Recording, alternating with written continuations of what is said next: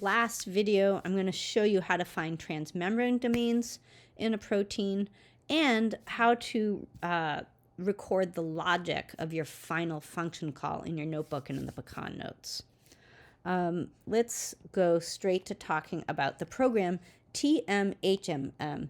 This program has output at the bottom of your phage page, and I'll take you there to the gene that we're looking at. Just to remind you, is CLPR9 with a stop codon of 4599. And our simple question is, does this protein have membrane domains, or is it globular? Globular means that it is soluble and is more likely to be found in the cytoplasm of the cell. So this is the output of deep TMHMM. You can just look right here that the type of protein it's predicting is globular.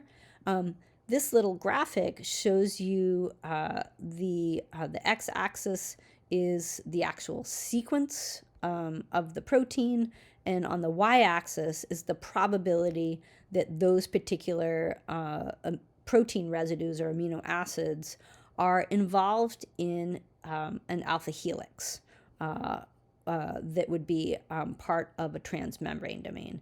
And so the probability is virtually zero that any of these have membrane domains. So I wanted to show you what it looks like when you do have transmembrane domains. So here is the data for a different CLPR protein, GP32, and it has 4 alpha helix membrane domains. So very quickly, again, here is the amino acid sequence on the bottom and the probability of there being transmembrane domains. And you can see that these different regions of the protein are involved in an alpha helix that is predicted to be embedded in a membrane. Let's look real quick at what that looks like at the bottom of your Pecan page so you know where to find it. So I am on the phage page for this predicted portal protein. It's a portal protein. We wouldn't think that it would have transmembrane domains, but we still need to check. Here it is. It's not. If you want to select evidence, if this did have membrane domains, you might check this off. And often when we detect transmembrane domains in a protein, we don't always know a specific function for it. So if you can't call a specific function like an enzyme name or a structural protein, but it does have membrane domains, then we can enter the function membrane domain. And then you would select this little box to show that you use that evidence to call something a membrane protein. If you look at, let's see, a holon, or maybe we can find a membrane domain near it. Here's one. This is GP41 of Pecan, and if we go down to the bottom, we can see that this protein has 2 membrane domains, so we would check that off as evidence and push save. And the HHpred data didn't allow us to call a specific function, and so we have entered the function as simply membrane protein for this particular protein. How do you capture all of this in your Pecan notes? There is a note. So again, we're back to GP9, which is the portal protein. We're going to call this protein a portal protein. We are just going to report that it doesn't have any transmembrane domains right here. All right. There's a couple more things that we need to do to shore up our call for the portal protein for GP9 of CLPR.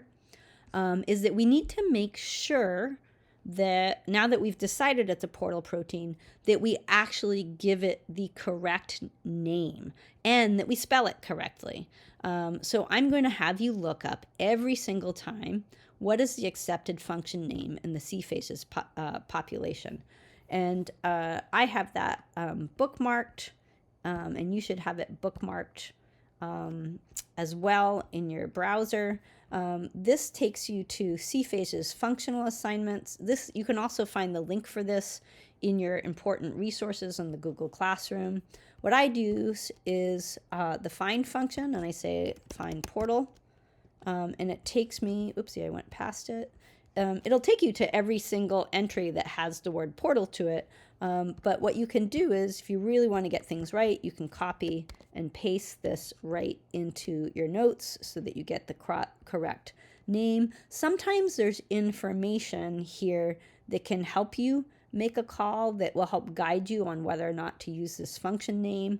And so there's a little note here that says, whatever you do, don't call this protein a head to tail connector protein. I'm going to go to my clipper. I would copy and paste this into this field straight from the spreadsheet so that to make sure that I got that correct.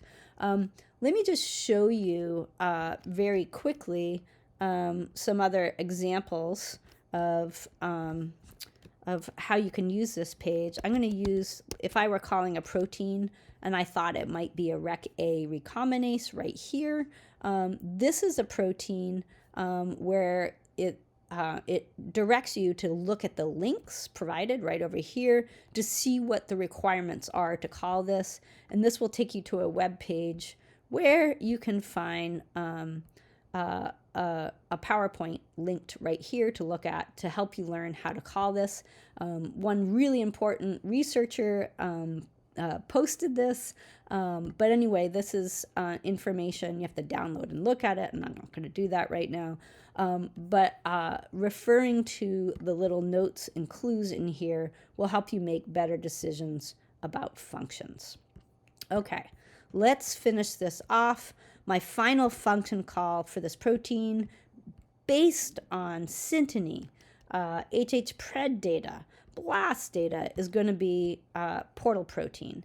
And note, at the bottom of my logic section, I've written a note to my instructor or my genome reviewer to let them know how I came to that decision. I wrote that CLPR9 is a portal protein. It is located in the syntenic location for a portal protein.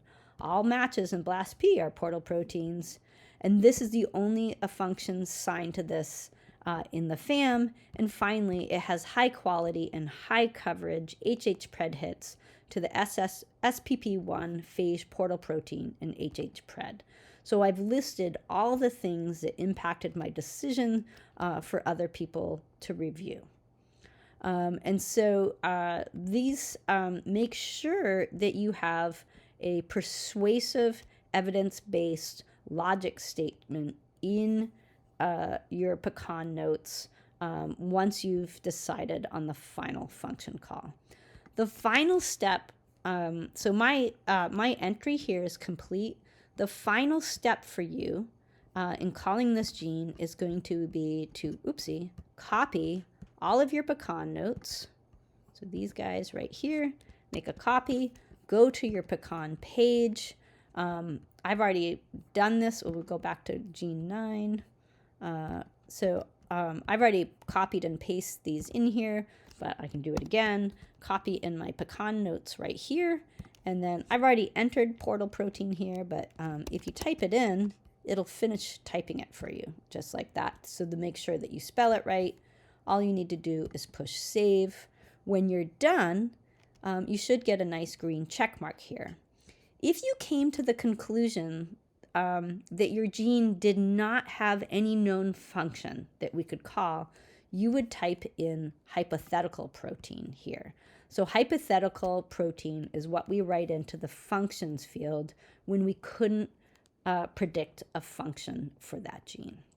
All right, that's it for now.